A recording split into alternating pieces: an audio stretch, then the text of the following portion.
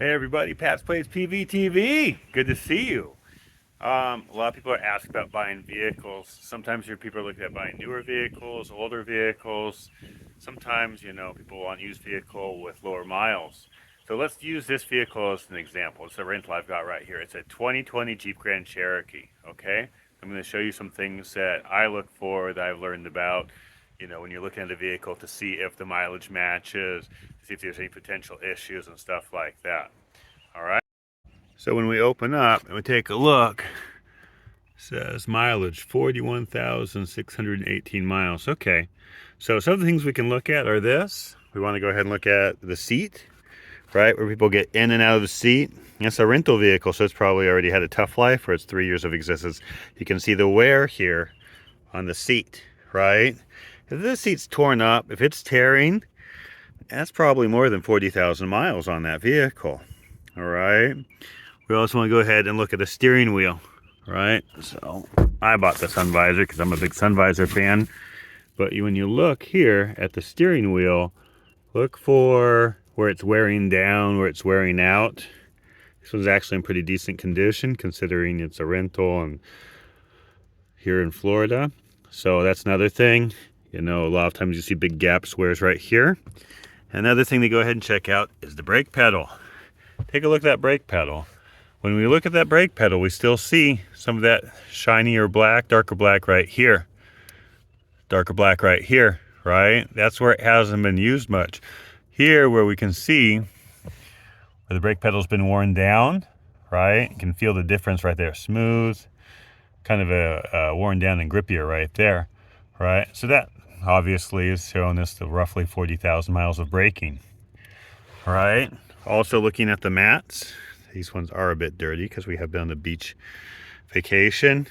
But if the mats are really worn, where you see it right here in the heel, right, the heel's worn down, then you got to kind of wonder about that vehicle. Other things to look at would be obviously wear on the handle, wear on the buttons. Maybe not as much, maybe don't listen to the radio, but like I said, the handle, the brake pedal, and the wheel. Okay, looking at the outside of the vehicle, you want to look at the gaps between the doors, that they're uniform, right? You can see they're all uniform. They all look good right here, here. This gap here, especially on our front end, this gap is the same width as this gap right here.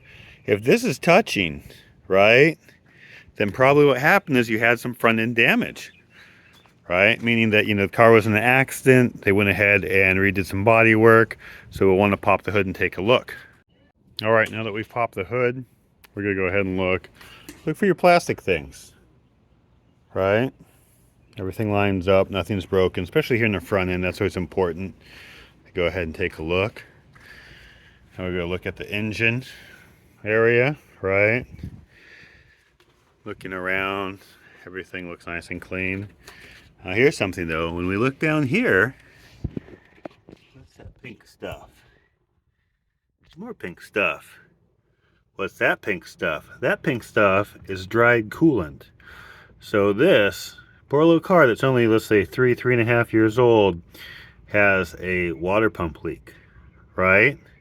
So that's what's happening, and I can smell it. So if any of you know what antifreeze smells like, you'll smell it as well. And so what actually happened when we were driving this car is that all of a sudden it said overheating, overheating, and pulled over and it rapidly cooled down.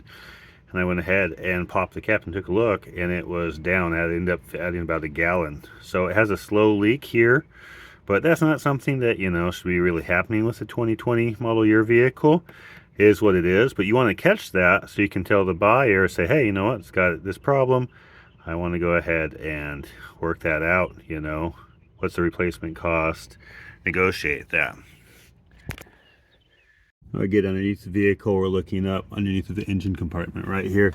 Everything's nice and clean and dry, if it has a transmission or an engine oil leak, typically what happens is the oil goes ahead, comes down and falls back, and the wind throws it. So you'll see the oil in this section right here. If it's not haven't leaked on the ground, you'll see it kind of leaking out. So that's another thing to go ahead and watch out for oil leaks. On a rear wheel drive vehicle like this, you also have the rear differential. You want to go ahead and check and make sure there's no liquid dripping off the back of this. Everything looks good. Tires, remember we talked about that in an earlier video. So on this vehicle, look at these tires. These tires look a little bit older. Go ahead and look closely, and it says we're seeing some drywall rot right here, some cracking, right?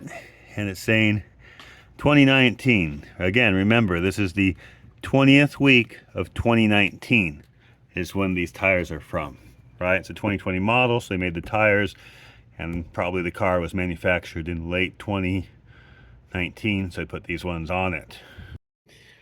So the lenses aren't very clear. It looks like there's some kind of liquid or something getting inside here and creating condensation, so that's another issue as well that you'll want to take up and figure out what the cost is to fix that. That's a good sign if a vehicle is a little bit more recent that you see that the tires are still on it. You know, these ones are 2019 tires for 2020 model year vehicle. That's good. We like that because that means that the mileage is probably matching. Most tires are only going to last, let's say, 30,000-40,000 miles. All right. If we look at the back tires right here, it has newer back tires. This is a rear wheel drive car, so it's going to wear these out. Means that they have not been rotating the tires on this vehicle, but that's fine. So with, you know, the wear that we saw on the seat, the steering wheel, and the tires, mileage adds up. Only issue I'm seeing with this vehicle is the water pump. There are some other things when I drive it around. I'm seeing, what is it? It's got the side sensor issues, stop working after a little bit, and its reverse sensor doesn't work either. So those are other minor things, but those cost a lot of money. You go to the Jeep dealership and say, hey, I need my reverse sensors, you know, aligned or fixed, and the side ones.